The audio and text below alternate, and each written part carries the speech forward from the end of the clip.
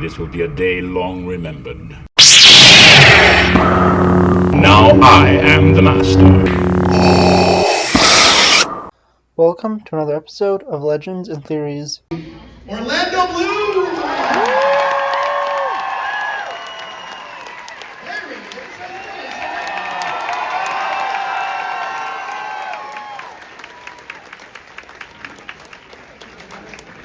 How are you?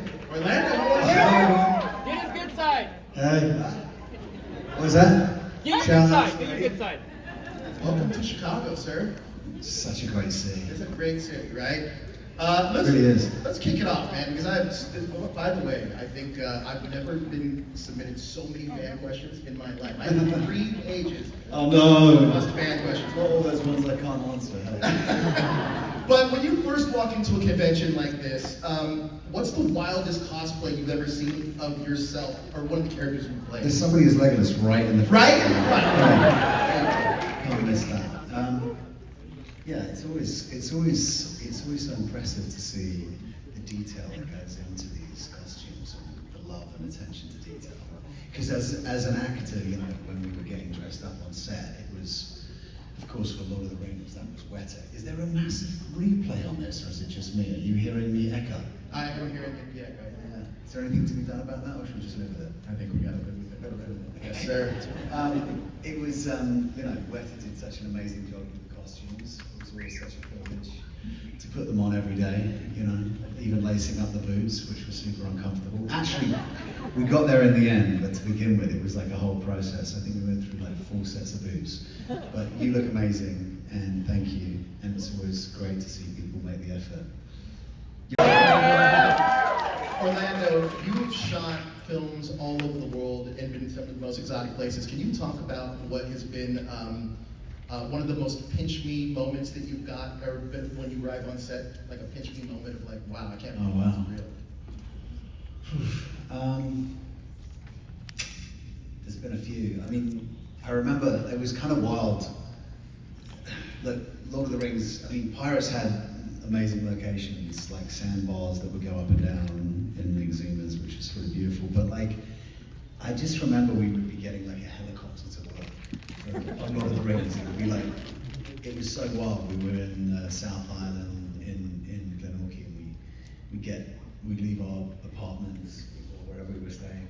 I was staying in an apartment, and driven to a location where we just get made up to 2.5 hours, and then jump in a helicopter to fly to the top of this mountain, which, like, we had, there was carpet and rug, like all put down, so we weren't walking on these very special plants, because like literally nobody had stepped foot up there before, and that was, I think that was around when I was saying, it was about the birds. Do you remember the crabine from Dunlop or something? It was like around that period, I think. It was something around that location was just like next level, mind-blowing beauty. Now, looking back on your first big audition that changed everything, what do you remember most about that moment?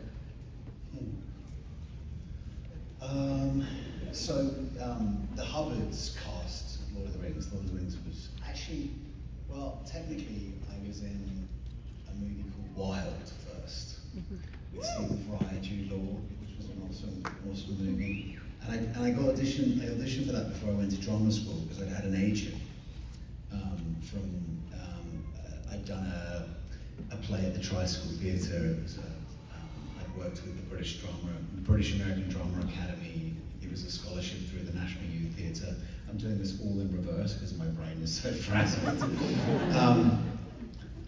So that was technically like, and then, but what I feel like is my first kind of break was with obviously, although I did Casualty and stuff, was Lord of the Rings, and I think the Hubbards who cast Lord of the Rings, I'd met Ros Hubbard, wonderful family, Irish family, Danny and his sister now run that as well, parents still do stuff, but I met Ros when I was 16 in Soho in London, and I think she said, she looked at me and she said, I feel like you could do anything, am I right? And I was like, yeah. And then I went to drama school, And then, like I said, I had this agent, so I was going out for meetings. I met like I think six times. I went on tape for Moulin Rouge. Because at one point they were going to go with like unknowns, and obviously that didn't happen. They went with Ewan, amazing Ewan, Nicole. But actually, Ewan went to my school too. I don't know. Maybe some of you saw him today. He was here, wasn't he? Lovely guy. And then I got this call from Roz and to put myself on tape. So I went to their office and I initially went on tape for Faramir because I think like my skin color and stuff looked like a young Faramir maybe. But then I got this call like and I was at drama school, so I was just like very focused on learning lines. Kind of, it was sort of like being in a rep theatre. Repertory theatre is where you just show after show after show. It's like back to back, so you're pretty like you're either learning lines or rehearsing. It's pretty high octane stuff, stressful and fun. But I got a call back for Legolas, and I was like, yeah. So I learned, I put myself on. I kind of went and learned my lines for Legolas, and then I went in and put myself on tape for Legolas, which was really cool. But again, I wasn't really thinking about it. And then I got another call saying that Peter and Fran were coming into London to meet the actors, certain actors that they were looking at. And I remember meeting Fran and Pete for the first time, and they were just so wonderful. I think of them now, it's funny, it's just popped into my brain, but The Princess Bride? You know that when he's out and he goes and gets the chocolate thing to bring him alive, it's Billy Crystal, and I always think of him like that in my mind now somehow. It was so sweet and loving and but Fran was like so reassuring, because I was probably really nervous. I'm sure I was very nervous. It's anyways.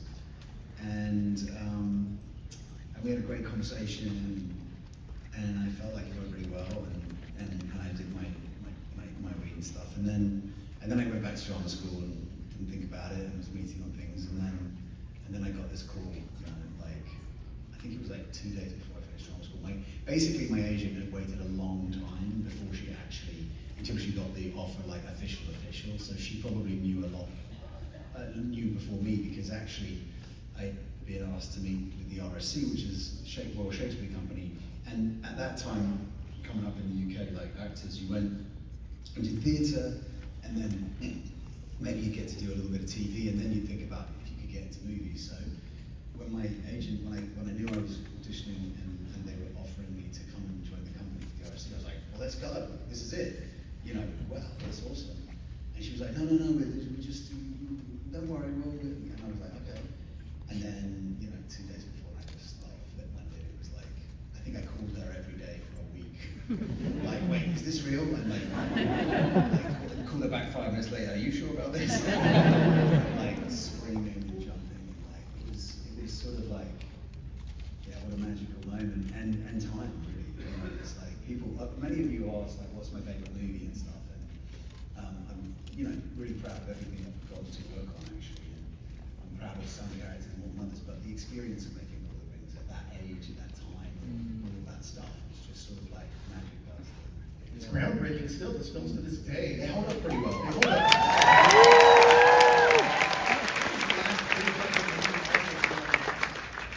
It was the last big budget movie, tentpole movie to win an Oscar. Yeah. Which says a lot. And you gotta think too, Peter Jackson was a horror director. Yeah. Taking a big chance on him. Well, he was so cutting edge, everything he was doing on set was a first, felt like. And obviously everything Weta was doing. Honestly, without, it felt like the whole of New Zealand supporting that movie. It was pretty magical. That's one thing I've always heard about great directors is they're great problem solvers on set. Yeah. I've heard that about Steven Spielberg, Yeah. Peter Jackson. Can you talk about that a little bit? Yeah, I suppose I think Pete's like a big kid anyway, in many ways, and so he was always just thinking. They tried so many different ways. We had very tall actors to play with very small people dressed in costumes to play the difference between Gandalf and then the hobbits, and because of my height and Legolas's height, being about 6 foot. It was like me and Vigo were paired a lot together with Brett Beatty, who was the Gimli double, and with then just like from all these wonderful small people who played the Hobbits as well. So for so much of it, and then the Hobbits would come in for close-ups and stuff like that, and so would John Rhys Davies he had this insane face makeup, it was like prosthetic, crazy prosthetic.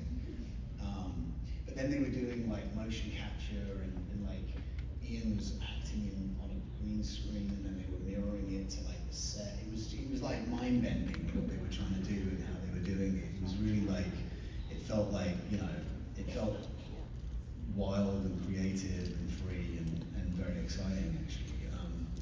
And also, like all the sets were real, right? So like the green screen stuff I just mentioned was very limited, and it was only for specific stuff where they were trying to do something with the size difference.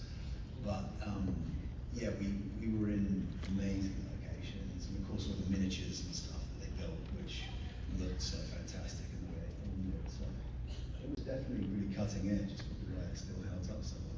I mean, John Rhys Davies once told me that he got to set and he thought to himself, there's no way this movie's actually going to get made. So when you get there on set, I mean, obviously you're a young actor, excited, full of excitement and energy, but is there a bit of you that questions, how is this going to work? I think I was one of the first actors to arrive in New Zealand, actually. And so it was very exciting. Actually, me and Billy Boyd met at the airport on his birthday. It was his birthday that so whatever date that is, that we actually had whatever year that we flew. But I remember, we can't forget because it was his birthday and we had like, we were in the lounge waiting or something, and we had a glass of champagne for his birthday. Yeah, it was. I think the first time I realised it was something, really something, was when I walked into the Weta and the offices sort of studio section area, and this is where they were making all of the costumes and the Urukai outfits and everything that we touch and feel and would carry around, and it was real artistry and it was remarkable. But I remember there was a warehouse that's probably half the size of this, maybe this side of the audience, and it was just rows of Urukai outfits. And I was like, what's that? They're like, that's the Urukai. I was like, wow. Thousands of Urukai outfits, and they're like big rubber suits, and there were key stunt guys that played certain characters and different roles and were like the primary kind of doubles and stunt doubles, and great, remarkable stunt team. But those guys, dressed up in these insane outfits for hours on end, baking hot heat sometimes, because we went through all the seasons. And I think the reason why, back to your question of how it got made, I think because Peter was very strategic and very clever, because it was the first time 3 movies were being made back to back. And I think he knew that there was maybe some concerns maybe from the studio, so we would shoot something from the first movie on one day, or even sometimes in the morning, and then something, because of the location, from the third movie that afternoon, which was wild, right? Because he figured like if he had like a whole section of the first half of the movie, but then they needed the middle section, and then he had the whole section at the end of the movie, so they had to shoot it all. I mean, that's kind of what I think was happening, but without being up. But but it was also location based and stuff. But that's probably how we managed to get all of those 3 done like that. Well, speaking of that, because I don't know, did you get all 3 scripts at the same time? Or The scripts were changing. I do remember though, this was amazing. In the first few months of being there, we went over to Pete's house and he had a cinema in the bottom of his house, which was cool. And he had the whole movie drawn out, right? That whole movie storyboarded like a flip book. So then they just flipped through the movie, and it was like the the trilogy of movies were drawn out and just flipped through so we could watch the storyboard of the whole movies, of all the movies. Obviously they changed, probably would have changed somewhat, but like, you know, that in itself, right, is pretty epic. Be like, wait, is that like this? That's incredible. Wow, you really was cutting edge filmmaking, especially for that time.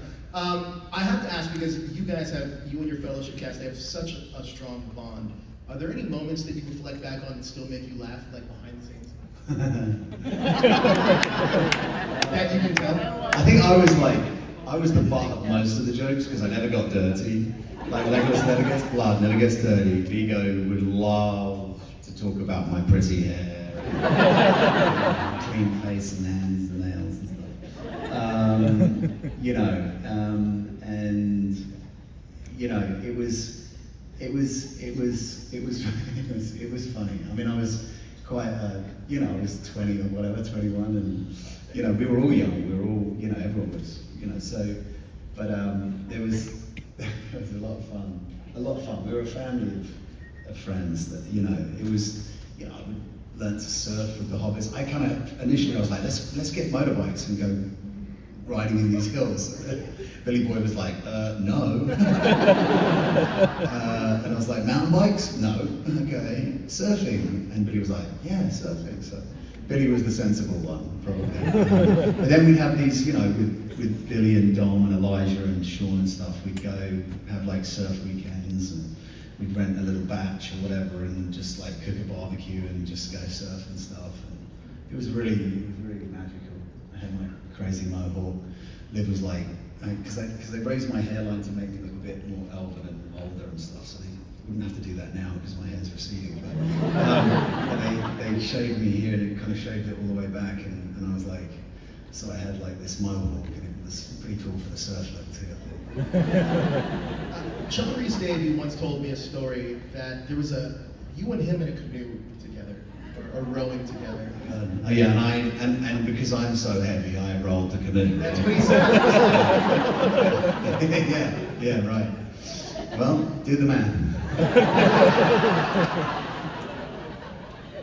Speaking of bonds, though, I wanted to ask you about one of my favorite films, Black Hawk Down. It's a great film, right? I recently spoke with Eric Bana, and he said that he described Black Hawk Down as overwhelming, even calling it a baptism of fire. And he said that there was like 31 or 32 of you guys, and everybody in groups made like lifelong friends in that production. Yeah. Can you talk about your experience as a young actor working on a film of that scale? It was like from the frying pan into the fire kind of thing. That was a Jerry Bruckheimer production, so with Ridley Scott directing, so it's like, you know, Jerry doesn't do anything in half measures, nor does Ridley. And, you know, I was very young, and, you know, I mean, there was a young Tom Hardy. I mean, the cast, I don't have to read through the cast list, it was pretty epic. You know, we went to Fort Benning. It was so brutal. I mean, it was like, I think I almost tore, but I slightly tore my meniscus in my knee, but I was managed to strap it and get through it. One guy, brilliant actor, whose name's Ben, the blonde Ben, he was the cyclist in Ben Foster. I think Ben properly tore his groin muscle during the Fort Benning camp because everyone was so gung-ho, everyone was really trying to go for it. And I think he had to be recast, so that was serious. But yeah, it was intense. You know, we were in like the bunks and being ordered around and screamed at and yelled at, and like, you know, really it was an intense thing. And then, you know, spent like 6 months in Morocco, you know, and you know, we were like sporadic in filming, and I'm really only in the beginning bit, and then fall from the helicopter, and then I'm there, but it's sporadic, but I felt like I was there forever, because you know, you're a young actor, and they can pay you to be there, which was great. So I actually had a great time in Morocco as well. Like we were in Rabat, and then I had a friend, and we'd go like to different parts of, you know, the different parts of the country and check it out, which was cool as well. I love to travel, I love to experience different cultures, amazing culture in Morocco. And, yeah, it was. I love that movie. very proud. And the soundtrack to that movie is awesome. Yeah, great soundtrack. Yeah. And it's also still holds up to today. Yeah. It's one of those good films. Back, you trained in archery, horseback riding, and swordplay. Did any of those stick with you after filming? I mean, I love to ride. I think in order to learn to ride, it was interesting because you're either a rider or a passenger, and I had to do a lot of bareback and like not holding the horse, you know, like firing off the back of the horse, bareback and stuff, crazy stuff, and two up because I had the gin me down on the back. So I think I rode, I don't even know, like 50 plus horses. So you ride all these different horses all the time. So you just learn to be a rider because every horse has a different gait, has a different way of moving and stuff. So got really proficient at riding, really love riding, still love to get on a horse. I think horses are so magical. They're so like, that's why they use them for therapy and stuff, isn't it? But, and I loved archery. You know, the thing is, it was such a big thing that I couldn't, you know, you can't just carry a bow around and pull it out anyway. But all of those skills that I learned, I think the movement training was really important for Legolas. Like, there was an amazing movement trainer. Everything we were doing at the beginning was being filmed so that Peter could see what we were doing and the progress and how it was going to work. But the training was filmed. Oh yeah. Oh wow. Yeah, he was sort of watching everything, and I think, you know, part of it I'm sure was that, you know, he needs to know that we're coming along and also that we're going to be good and that we're going to, you know, deliver. I got really good with the movement. Having been at drama school, I was pretty good with movement, but there was a scene with a group of elves. One of the things for me about Legolas was I wanted him to be like a red-blooded warrior elf, not this like kind of, yeah, I felt like the elves from Mirkwood are really like militant and like kind of protective of their culture, and you know, so I was brought in actually for one of the scenes early on when the elves are like wafting through the forest and the hobbits see them. It's in the first movie, and I was like, they called me and I was on a day off and they're like, can you come in and teach the elves how to walk? So that was cool. But yeah, I mean, I think everything that I learned on Lord of the Rings, I mean, I was also like, yeah, it was my first movie. I really didn't know how to act in front of a camera, didn't understand that there's a medium, a wide, medium, a close, and that, you know, the closer it gets, the smaller you need the performance to be. So sometimes it might have been a bit amped up because there's a lot of, you know, adrenaline, but I think, you know, thankfully Pete always got what he needed, and there was something about that character as well that was very poised and still. It was nice to be in that meditative state of a character like that, you know what I mean? Like, it's kind of, I don't think I'm a method actor specifically, but I'm like fully committed when I go into something, so I'm quite selective about what I do, because otherwise, you know, you get into a headspace, you don't like, I'm not particularly keen on playing a serial killer, for example. But playing in that headspace of Legolas was like such a blessing, you know, because, you know, the book, which was, you know, like a Bible for everyone, we would just read it and, you know, kind of, you know, it informed everything. But it was nice to swim in that space. What a great experience that you shot 3 movies back to back. I mean, I'm sure that learning curve by the end of it, it was like, all right, like I know exactly kind of what is going on. But you talked about the technical side of working with the camera when you first started the film. Can you talk about what was the most technically challenging scene, but also what was the most fun scene to do?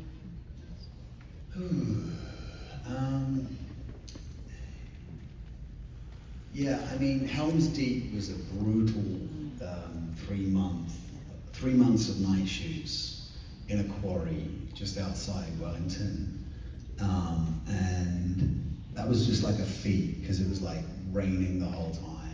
It was night shoots, so you'd come in in the afternoon, late afternoon, as the sun was setting, and then go to set and just be like, kind of like out of it. I think I never used to drink coffee, and then somebody was like, you should have a coffee, and then I remembered it.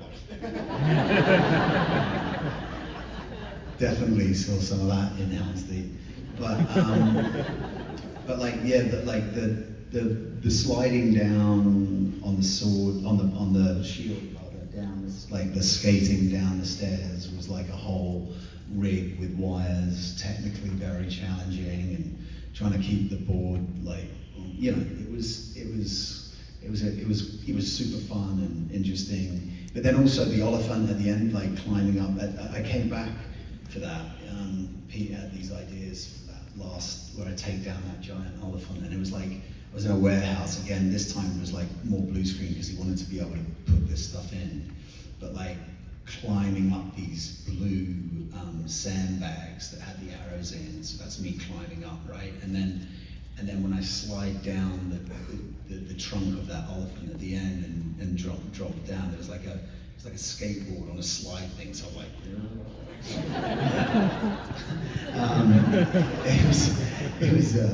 it was really ingenious when you think about it.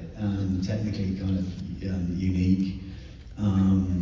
But yeah, I mean, yeah, all of it was so fun and special. But yeah. I want to ask you.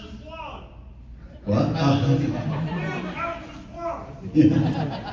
I want to switch gears and ask you about another small little franchise you were in called Pirates of the Caribbean. Oh yeah. Can you believe I did 2 of those, by the way? It's crazy. It's like, wow. How did Lord of the Rings help you prepare for that shoot and those groups? Well, the Pirates was one movie, and then they decided to do 2 and 3. So 2 and 3 were back to back, and shot back to back over like 18 months. But the first movie was shot over maybe 6 or 8 months, I think. But it was very detailed. Gore, remarkable director in his own right, super creative, super bold. You know, really threw everything at it. Obviously, Johnny was doing Johnny's remarkable rendition of Captain Jack. I was initially kind of worried, actually, because when I read the script, like, Will was very heroic in his dynamic with, you know, Elizabeth and stuff, and the way that Johnny was written was sort of like a heroic sort of pirate too. And I was like, how's this going to work? Because like, I kind of get the girl, this, that, but of course then Johnny came in and crushed it with like this whole like, you know, Jack Sparrow. And I was on a plane with Jerry and one time flying to a location, and I was like, God, I really want to like imitate him with the arms at the end. So I got that, which was cool. But I think, you know, Pirates was a very different animal, completely different. You know, obviously I was a little bit more savvy in terms of being in front of a camera to some degree. You know, Johnny is just a remarkable talent, and I grew up watching everything he did, and was just to watch him do his thing was just like so fun. And you know, it was a sort of, yeah, it was a wild time, you know. I mean, I don't think anyone thought pirate movies were going to be a thing, you know. Like, they hadn't been a thing. They hadn't really managed to make a really great pirate movie since, you know, Errol Flynn did his stuff back in the day and all those movies. So it was sort of like dicey as to whether or not it was going to work. But obviously the first movie was just like, I remember sitting and watching the first movie, and I think one of the producers came up to me, and I was with my manager, and they were like, well, look at that. It was like, wow. It was pretty special.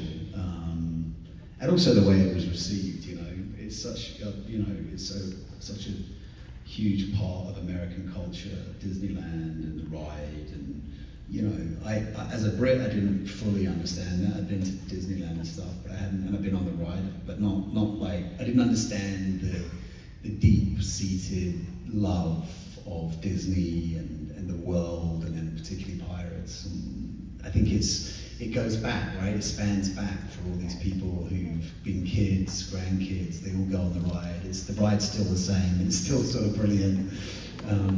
And you know, had to be kind of brought up to date. But yeah, so it was, yeah, a special time. Orlando, if Disney called tomorrow and said, we got one more adventure that we want to tell with Will Turner, what would you say? And is there anything left for you that you would want to explore with the character? I mean, yeah, listen, of course, like, I think, it's like, I feel like what we got to do at the time that we got to make those movies, and Rings as well, is like, they stand the test of time in a way because they're specific to an era of filmmaking.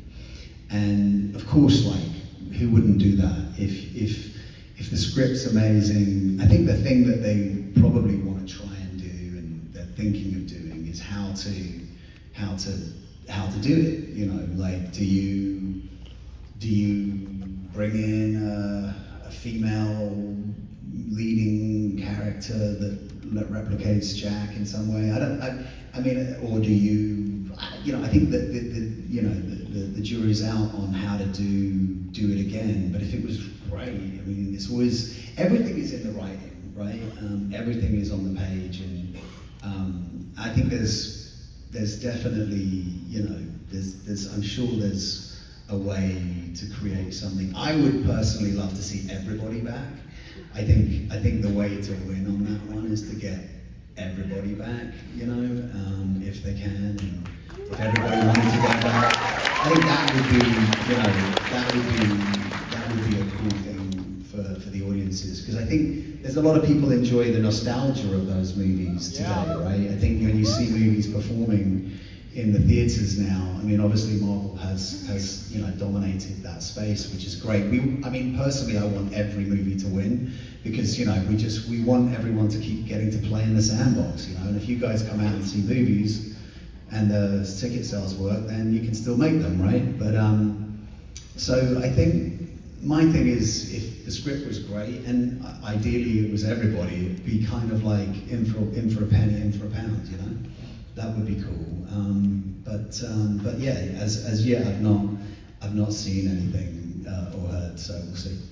We will see. I do want to jump around your filmography a little bit, if that's cool with you. A film that I really loved was called Ned Kelly.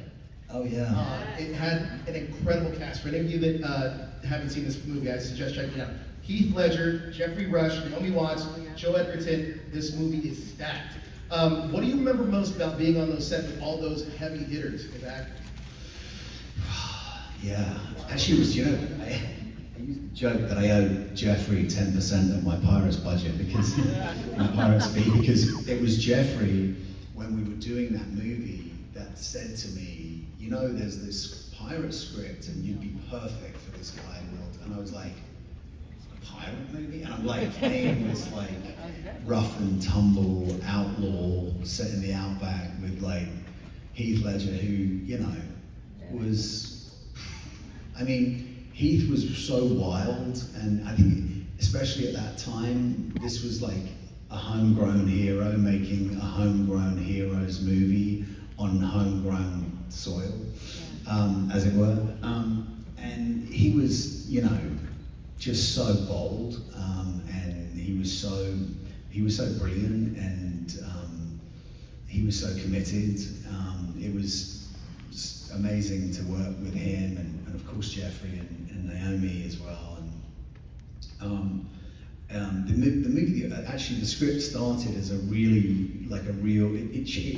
evolved when Naomi came in. Actually, they kind of lent into the Ned story and the love past part of his life with her character, which was great as well. It was slightly different to what it had initially been, but yeah, as an experience, again, it was very, very unique and very real, and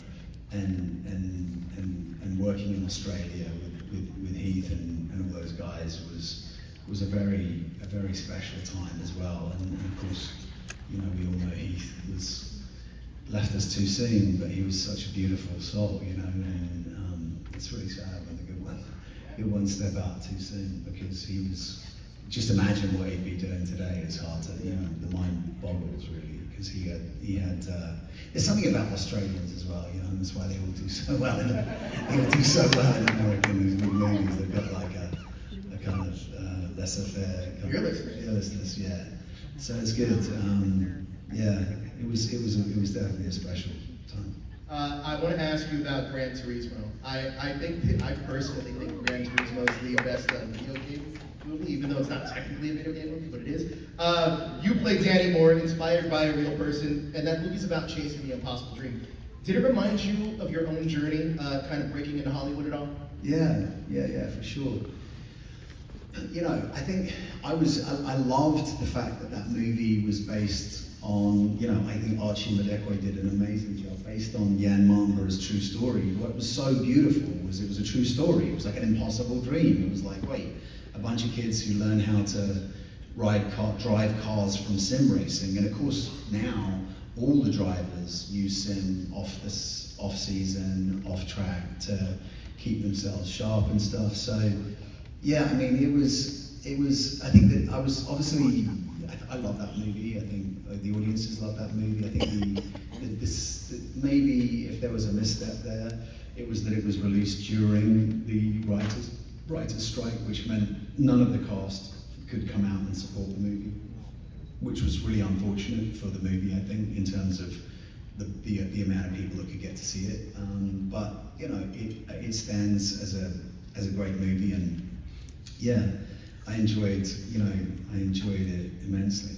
It's a fantastic film. It has so much heart. I think it's so hard. Yeah, well, the story of Jan's got a great heart and big heart, and his life is, and his story was epic. I mean, like, I've just been in Le Mans actually. I now have a deal where I work with Porsche, which is like my dream, because I love the brand. But and I just was in Le Mans, and I was like, wow, it's just being there. These 24 hours of driving, it's wild, and to think that these guys did that, and they weren't professional drivers, and the mind boggles. So, yeah, it's a good one. The way that movie's shot is pretty cool too. For a racing movie, it's fantastic.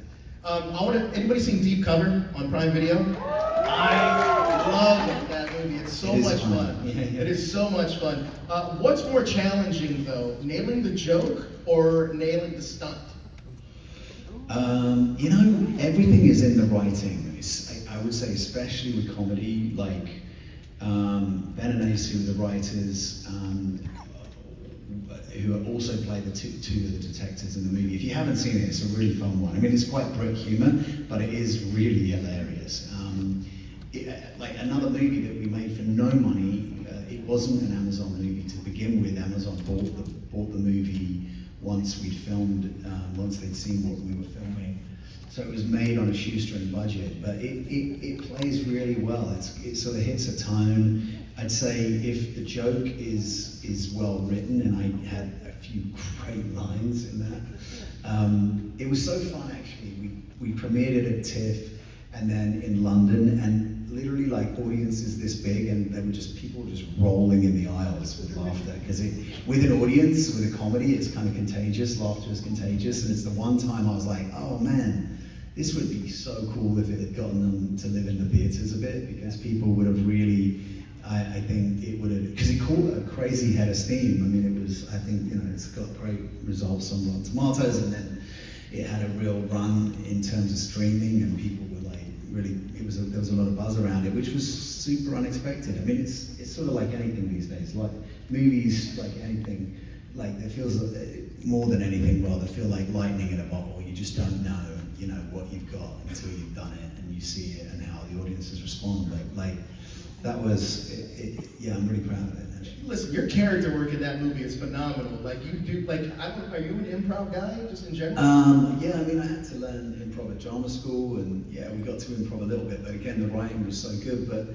I mean, in a way, I'm playing like four different characters, because it's like he's an out-of-work actor who's like takes himself too seriously, and then he realizes if he does this gig with these other guys, he could go deep cover and get really into the method. So I sort of pushed it to the extreme, and I did a sort of Liam Gallagher ripoff, because I'm a big fan of Oasis, and then you watch the movie if you fancy it. It's a fun one with the family. It's funny, silly funny. Yeah, you'll have a good time with it. I promise you guys. By the way, if Legless or Will Turner had to go undercover, who's getting their cover blown first, and who would thrive undercover?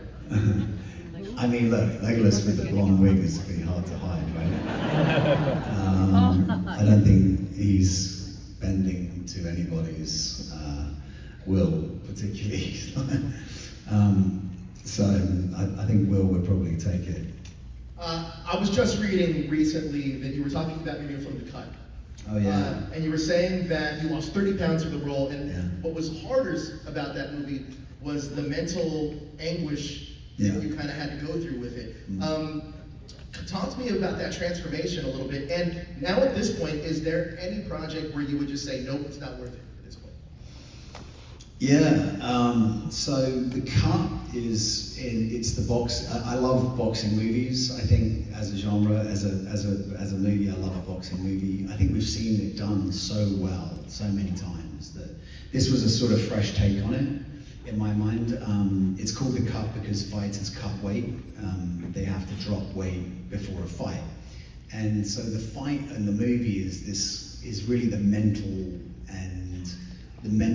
fatigue / trauma that is required to drop the weight, and the stress, the anxiety. It's a comment on, like body dysmorphia. Men, we don't really talk about men in sports and their anxieties or their stresses really, and we sort of unpack some of that in this movie in a real way. It's a real character piece. I produced the movie with with Mark, who I made a movie in the UK with previously, a dark little movie, and it was really hard. I mean, the diet was insane, but I was surprised mostly by the way my mind started to fray, because I wasn't sleeping well. Because it turns out if you're not eating, you don't sleep well. You're hangry the whole time. You're not a lot of fun to be around. And at that time I had the family coming over as well. I was like on set and then going home. I was just like, wait, what? This is just so much. But it was. I'm really proud of the movie. It'll be out on September 5th in just a very small handful of theatres in a couple of big cities, I think, just so that it gets that kind of airplay like that, and then it will stream on Paramount Plus. But it's really it's like strap in, hold on, because we're going to take you to hell and back, which is basically what my character does in the movie. And John Turturro and Katrina Balfe, who are remarkable. John John Turturro, I don't have to explain who he is, but he's amazing in the movie, and he came in with this take of the character that just completely shifted the dynamic in what I think is in a really fantastic way. And Katrina, who's just wonderful and so supportive. We had no time to film it, and we had to show these two people as like a couple who train together, live together, work together, and both have trauma. And she brought so much of that with her when she came to set, even though she didn't have a huge amount, but she came in fully loaded, and that enabled me as well to sort of play into it.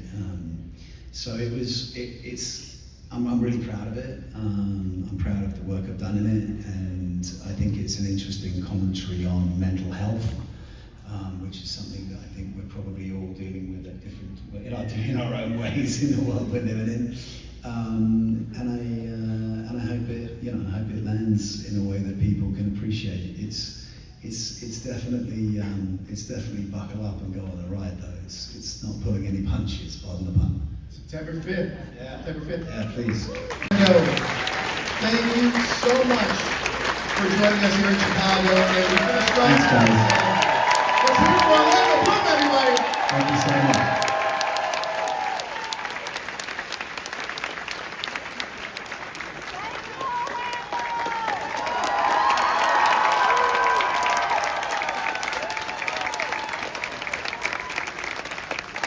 Thank you for watching this episode of Legends and Theories. Please subscribe, like the video, share the video, leave a comment, Check out the video on screen, and may the Force be with you.